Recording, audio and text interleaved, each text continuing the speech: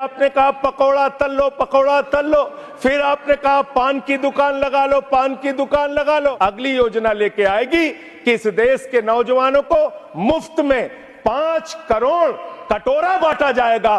भीख मांगो योजना, भीख मांगो योजना लाने का काम ये लोग करेंगे। इन लोगों से कहा शिक्षा से इनका कोई लेना देना नहीं है, शिक्षा से इनका कोई लेना देना नहीं। मान्यवर, क्यों लेना देना नहीं है? क्योंकि दिल्ली विश्वविद्यालय में मनुस्मृति पढ़ाने जा रहे हैं ये लोग।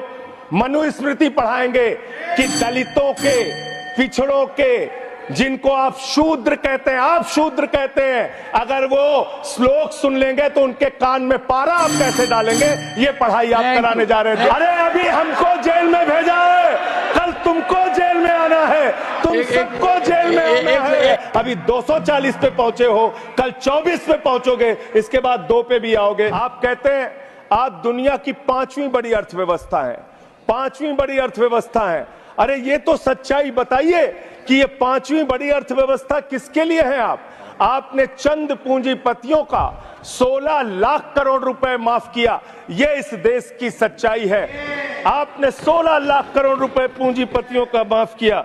आपने 14 देश के प्रधानमंत्रियों ने जितना कर्जा लिया उससे दोगुना कर्जा अकेले आपकी सरकार ने लिया। आपने 150 लाख करोड़ रुपए कर्जा लेने का काम किया, देश को कर्ज में डुबाने का काम किया। बेरोजगारों को उम्मीद थी, 10 साल में आपने कहा था मान्यवर 20 करोड़ नौकरियां देंगे, 20 करोड़ नौकरियां आपने नहीं दी। फिर नौजवानों ने कहा नौकरी दो, नौकरी दो। फिर आपने कहा पकौड़ा तल लो, पकौड़ा तल लो। फिर आपने कहा पान की दुकान लगा लो, पान की दुकान लगा लो।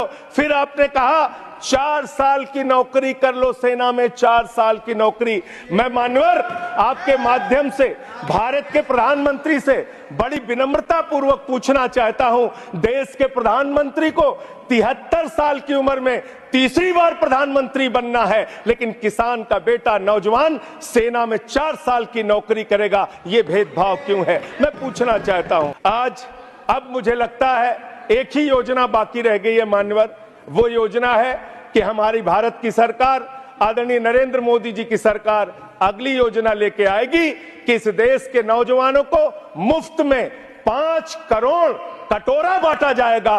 भीख मांगो योजना, भीख मांगो योजना लाने का काम ये लोग करेंगे।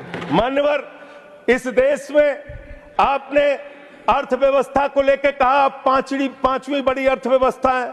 वो 5वीं बड़ी अर्थव्यवस्था का लाभ किसको मिल रहा है? आपके चंद पूंजीपति मित्रों को, जिसका 16 लाख करोड़ रुपए आपने माफ किया। मान्यवर, मैं बड़ी विनम्रता पूर्वक आपके माध्यम से पूछना चाहता हूं, क्या इस देश की अर्थव्यवस्था में रेहड़ी पटरी वालों का कोई योगदान नहीं? जो 10 करोड़ रेहड़ी पटरी वाले पूरे देश में हैं, उनका कोई योगदान नहीं है क्या मान्यवर? वो भी सरकार को टैक्स भरते हैं। आपकी सरकार उनको भी फूटी आंख से देखना नहीं चाहती। आपने रेहड़ी पटरी वालों को कहा अपने नाम के आगे नेम प्लेट लगाओ, अपने नाम के आगे नेम प्लेट लगाओ। हिंदुओं की, मुसलमान, दलितों के पीछे आदिवासी हो, क्या हो ये बताओ? मैं पूछना चाहता हूं, आपके माध्यम से सरकार के कहना चाहता हूं मान्यवर, अगर नेम प्लेट लगवाना है तो लगवाइए गले में नेम प्लेट। नीरव मोदी के गले में नेम प्लेट लगवाइए कि 20,000 करोड़ रुपए हिंदुस्तान का वो बाकी है, लगवाइए नेम प्लेट। 10,000 करोड़ रुपए विजय माल्या हिंदुस्तान का बाकी है, लगवाइए नेम प्लेट गले में। ललित मोदी के कि 3,000 करोड़ रुपए हिंदुस्तान का लूट के भाग गया, लगवाइए नेम प्लेट मान्यवर। मैं कहना चाहता हूं नितिन संदेशरा के कि वो 6,000 करोड़ रुपए हिंदुस्तान का लूट के भाग गया, लगवाइए नेम प्लेट। अडानी के कि 2.5 लाख करोड़ रुपए का कर्जा आपने एक आदमी को दे रखा है, लगवाइए नेम प्लेट उन पूंजीपतियों को जिन्होंने हिंदुस्तान की बैंकों को खाली करने का काम किया। मानव कोई अपने ढाबे के आगे अगर वाल्मीकि ढाबा लिखेगा तो आप लोग उसके यहां खाने नहीं जाओगे। मैं जानता हूं आपकी मानसिकता। आप वो लोग हैं जिन्होंने भारत के तत्कालीन राष्ट्रपति श्री रामनाथ कोविंद जी को प्रभु श्री राम के मंदिर के शिलान्यास में नहीं बुलाया। आप वो लोग हैं जिन्होंने मौजूदा राष्ट्रपति श्रीमती द्रौपदी मुर्मू जी को राम मंदिर के उद्घाटन में नहीं बुलाया। आप दलितों से, पिछड़ों से, आदिवासियों से, अल्पसंख्यकों से, मुसलमानों से नफरत करने का काम करते हैं। ये आपकी सच्चाई है। इसलिए नेम प्लेट मत लगवाइए। नेम प्लेट लगवाना है तो जिन्होंने देश की बैंकों को लूटा है उनका नेम प्लेट लगवाइए।